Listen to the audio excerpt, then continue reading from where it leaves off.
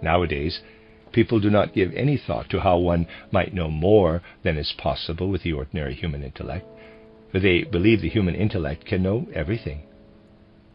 But Van Helmont, who was a physician, did not think much of this human intellect. He wanted spiritual knowledge. At the time, however, it was not yet possible to gain spiritual knowledge by developing mind and spirit the way we now try to do in anthroposophy. Humanity had not yet got that far. Van Helmont, therefore, used even earlier methods, and he did the following, though I would not advise anyone to copy him. You can't, and it would no longer have the effect it had in those times. Van Helmont did still do it, however. You see, he took a plant, a poisonous medicinal plant. It is prescribed for certain diseases. He took it. Being a physician, he knew that this plant cannot be eaten, for it would kill one. But he took a quick lick at the root tip, the lower part of the root. He described the state he got into as follows. He said he felt as if his head had been completely cut off, as if he'd grown headless. He had completely lost his head. Of course, his head did not fall off, but he could no longer feel it being there. He was then no longer able to have the knowledge that came through the head. But his belly region began to function as if it were a head. And lo and behold, he received great enlightenment in the form of images, something we call imaginations in anthroposophy today, taking the form of images coming from the world of the spirit. This suddenly changed the whole of his life, a terrific change, for now he knew it is possible not just to say things about the world of the spirit out of the intellect, but really and truly to see the world of the spirit. It was not that he was not thinking by means of the nervous system, which is present in the human limbs and metabolism. No, he truly saw the world of the spirit. He thus received imaginations of the world of the spirit. This lasted for 2 hours.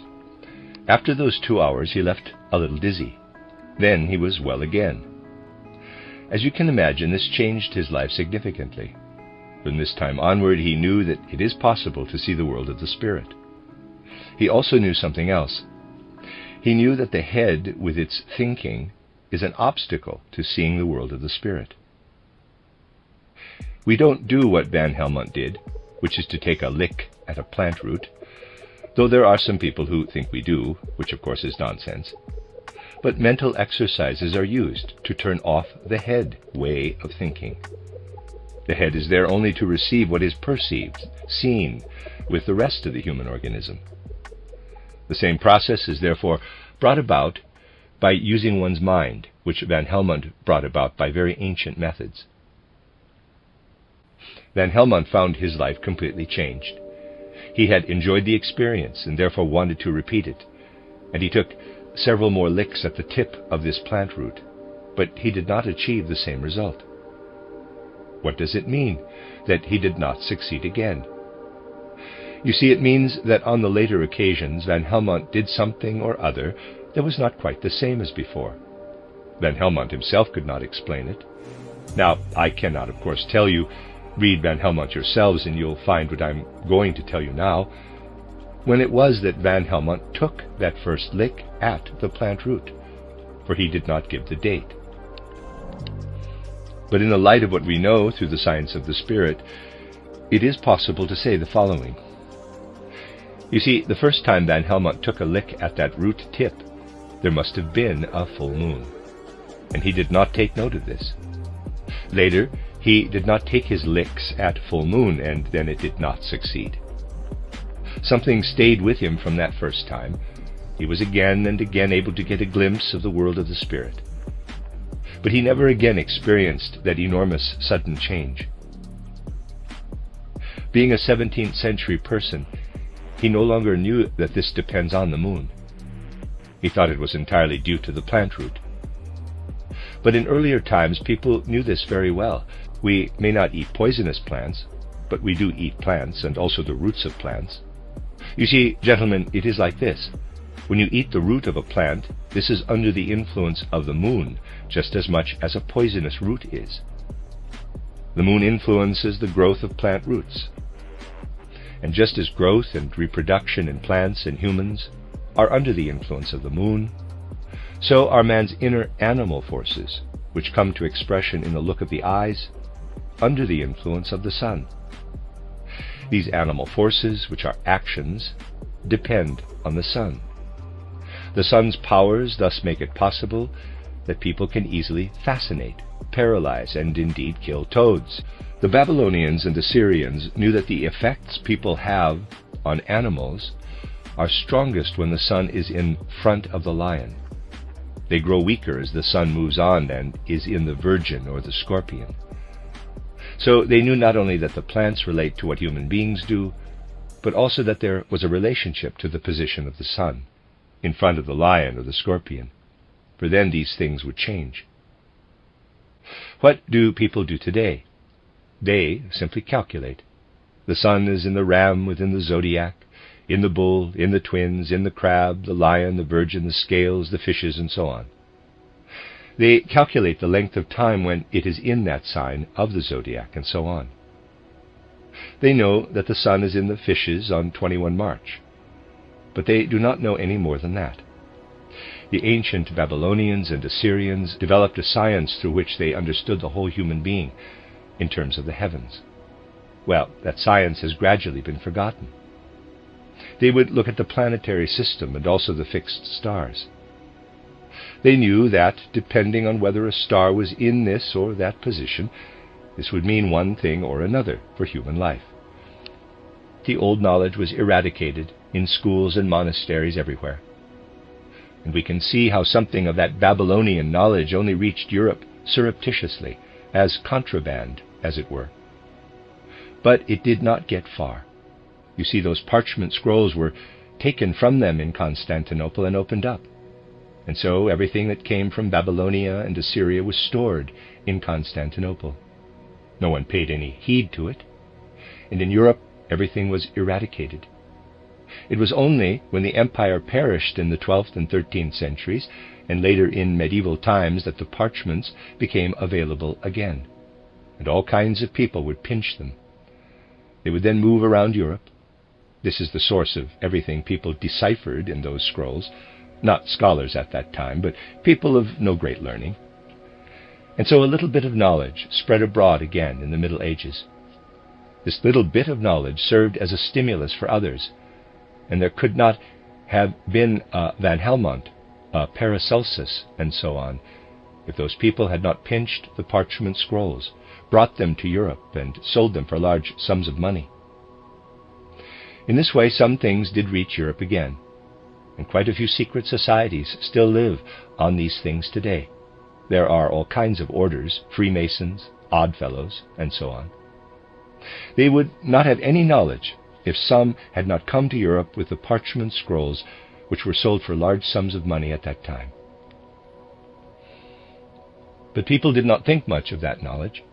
A learned canon such as Copernicus would not go to the people who had those scrolls. That was not done.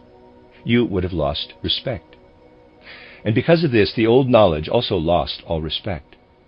People like Copernicus then established the body of knowledge that is our modern science. But something very odd happened then, gentlemen. The cream of the jest is that Copernicus established a particular science of astronomy. And it was a fact that he no longer knew the things people had known before, just as people do not know them today. But the people of later times were unable to understand even what he had said. 2 of his theses were understood, the third was no longer understood. If one understands the 2 theses of Copernicus, one believes the sun to be at the center with Venus, Mercury, the earth, and so on, moving around it. That is taught in every school today. But if you understand the whole of Copernicus, it is not like that at all. For Copernicus himself pointed out that there you have the sun, behind it Mercury, Venus, here the earth, and so on. In reality, all of this moves through the universe in this kind of spiral movement. You can read about this in the works of Copernicus if you wish. So we have this strange situation that whilst Copernicus showed contempt for the old knowledge, people of more recent times did not understand him either. Some are now beginning to understand Copernicus. That is, they realized that he had 3 and not 2 theses. The third was difficult for people to understand, and so astronomy has gradually become what it is today, mere sums and calculations. Then you get what happened in a hospital in a large European city. Someone came to this university hospital thinking he had a disease of the spleen. So he asked, quote, "Which department should I go to with a disease of the spleen?" Close quote. He was told to go to some department or other. Unfortunately, he also mentioned in passing that he had a liver disease, and he was told, quote, "You can't have that here. You need to go to another hospital, which is for people with liver diseases. We only have patients with diseases of the spleen." Close quote. He thus found himself between the 2 piles of hay, like the ass in the well-known story. The 2 piles were the same size, looking exactly the same. This is a famous picture logicians have produced for freedom of will. They said, what does an ass do when it finds itself between 2 piles of hay that are the same size and have the same scent? About to decide for the one on the left, he thinks the one on the right tastes just as good. About to decide for the one on the right, he thinks the one on the left tastes just as good. And so he goes to and fro and finally dies of hunger. That was the situation of the man with 2 illnesses. He did not know where to go, and might well have died in trying to decide whether he belonged to the Department of Liver Diseases or the Department of Diseases of the Spleen. I am just mentioning this in order to show that today everyone knows only about a very small piece of the world. But that means one cannot really know things today.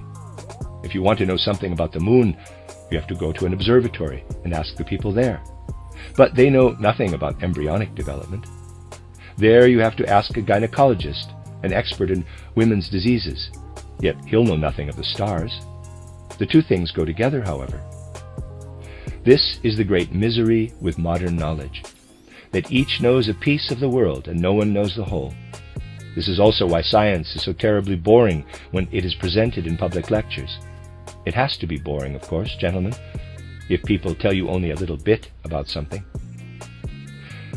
Let us assume you want to know what a chair looks like that is not here, where you are, and someone tells you about the wood, but you want to know how the chair is made.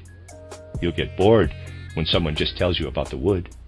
And it is boring when you study anthropology today, which is the science of the physical human being, because nothing is said about what really matters.